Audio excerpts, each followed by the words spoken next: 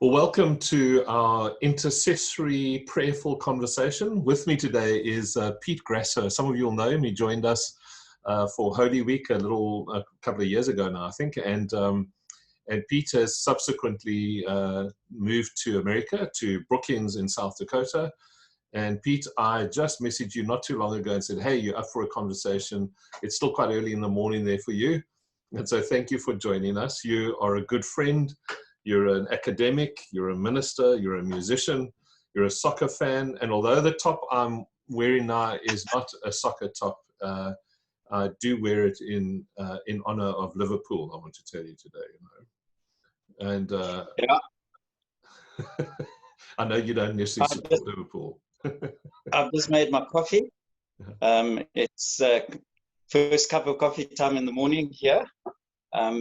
Yes, I'm in this strange world that doesn't know much about soccer.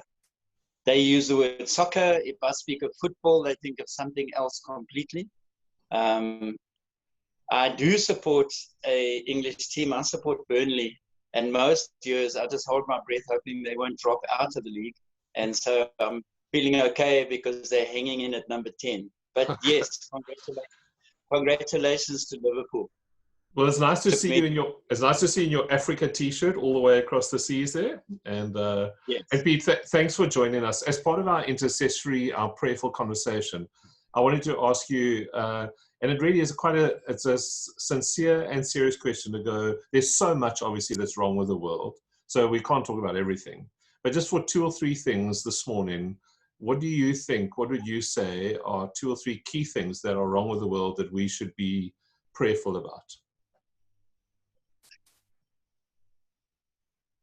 I've heard others say it, and I'm inclined to agree that this virus exposes the cracks in our society. Somehow, the pressure of the virus makes some of the things far worse, or maybe exposes bad things that we have lived with and don't see. I am in a country that's running up for elections, and I'm seeing dreadful nastiness, ugliness, a capacity to speak hate-filled words to one another. I suspect they were there, but at the moment, people are unbearably mean. And it would seem, particularly on social media, maybe it's something of the anonymity of it, but people have no compunction in saying some of the most awful things to one another. And it's across the political spectrum. I'm not even picking on a particular political side, but someone puts up an opinion and 3 other people will dismantle that person with no mercy whatsoever. And as I look around the world, I sit here and I do watch South Africa, and I see a similar thing. Someone will have an opinion and people will dismantle them with no sense of compassion whatsoever. So somewhere in this virus, we are challenged as to the level of our compassion and the level of our kindness and our capacity to just show some love for people, some understanding. Now, Pete, what will amaze you is I'd meant to actually warn you about this, but I didn't tell you. But our sermon for today is actually by our colleague and friend, Trevor Hudson. And Trevor is speaking today on words and the way we use our words. So it's a wonderful work of the Spirit that would be your first answer to our question today. And in a good liturgical manner, could we say those words, Kyrie eleison, Lord have mercy, eh? Yes. Yes. Yeah.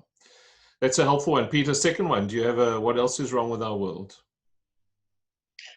Let me do it by way of illustration. So I've been watching Portland, Oregon, which is just across the country, where the president has sent in federal troops because he claims that the city needs his help. And the moms of the city have come out.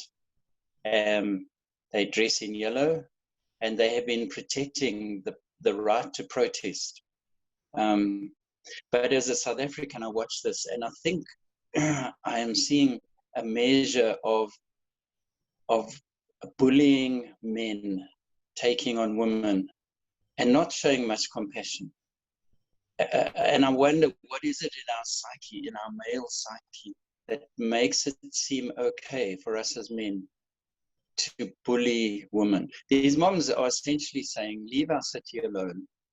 We love our city, and these are our children. And I've watched these armed military men move in on these women. But then I reflect on our own country, South Africa, the country you and I love, and how somehow the men of our country are violent to women. What is it? What is it about us men that just use our brute force against women and seem to not be conscience-stricken about it, and seem sometimes even to blame the woman. Well, it's her fault for provoking me. She shouldn't have provoked me in the first place. Us men are bad to women. It's a huge question as to why we behave like this. It's I mean, what is it that makes this? I mean, what is it that makes it possible for someone to kill his intimate partner who is carrying his 8 month, I mean, she's 8 months pregnant, his nearly born child? You know, I mean, what makes that possible there? No. Yeah. We want to, in that sense, all I can do is weep before God. You know, that language of Kyrie, eleison, is, Lord, have mercy on us, because I want to weep. Yeah. And don't have a fistful of answers. Yeah. Yeah. These are big things. They feel wrong for us to rush on, but let's ask you a third one, because I have one or two other questions I want to ask you today. Okay, another by way of illustration. We are in summer. You guys are in winter. But this town has been unbearably humid in the last week. You know, I've said to some of the guys here, I could swear that I'm in Durban, because the air is so thick. It's 80% humidity. And they explained to me, the big corn farmers have planted corn, and you have what's called corn sweat. The corn literally sweats and pumps air into the humidity. And guys were saying it didn't used to be this. Back in the days of smaller farmers, you had a variety of crops. But now you have the capacity for big crop farming. I mean, seriously big machines. And you put in fields and fields and fields of corn, and you literally change the way the world functions. Wow. And I do wonder about the way we as human beings, with our technological capacity, are changing the way our world functions. Perhaps forgetting that we work in partnership with God and think that we are God. And we are changing our climate without much thought. And sometimes even though we've heard the term climate change, we almost throw up our hands and say, well, what can we do? And we as people of faith need to constantly be reminded that God called us to be partners in looking after this creation, not in destroying this creation. Yeah. And again, you know, that sense of, Lord, have mercy on us. Yeah. Because we are destroying this world that you gave us to look after. Kyrie eleison, yeah. Thank you, and powerful. We don't want to end our conversation just too glum, and so we also want to remind ourselves that in the midst of these and other challenges, that God is good and there's some wonderful stuff going on. What are you thankful for? Okay, so let me continue that conversation. We arrived here in the snow. I mean, it was cold. But as the snow melted, you see the world coming to life in ways that we don't really see in South Africa. I mean, the sharp difference of season between winter and summer. And we see the world coming alive. So Jenny and I decided we're going to have a garden. And so we we've dug a little garden and we've put plants in, and such joy yesterday. We pulled up some of our onions, and we're going to have them for supper tonight. Awesome. And I went to do a pastoral visit to a member of the congregation. Folks in the congregation are feeling safe enough to ask us. So we sit in the garden outside at kind of appropriately social distance and chat.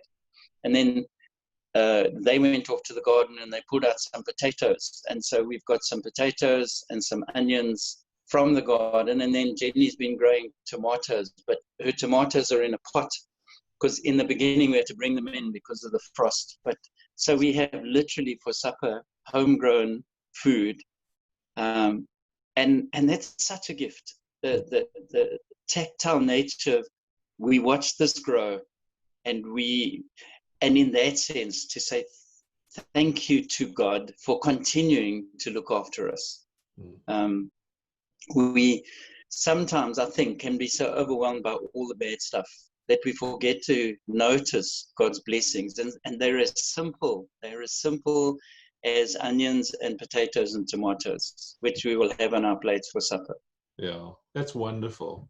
And Pete, just to bring it to a close, to say that we are aware, and it's quite a thing, that at a very small level and then at a macro level, that we are so isolated and cut off from one another. So we know that several of the people, or many of the people listening to this, will be kept away from family, perhaps in moments of great struggle, that they're kept away from friendships and community, and just that sense of being isolated. And I'm aware that we've had a brief chat about it, but that you are across the world and travel is difficult. And so together we remember all who struggle with isolation today, and that your sense of separateness is exaggerated. But even those of us who live in the same cities as family, we can't be together in the way that we used to. And so we just remember the undergirding is the wrong word, the underlying sense of separation that characterizes our society now. And we pray Kyrie. Kyrie eleison. Yeah. Kyrie, Kyrie eleison. That's one of the Teze songs. Awesome. Thank you for interrupting your morning coffee. Send love to your family, and God go with you. Hey? All the best. Cheers, Rowan. Bye.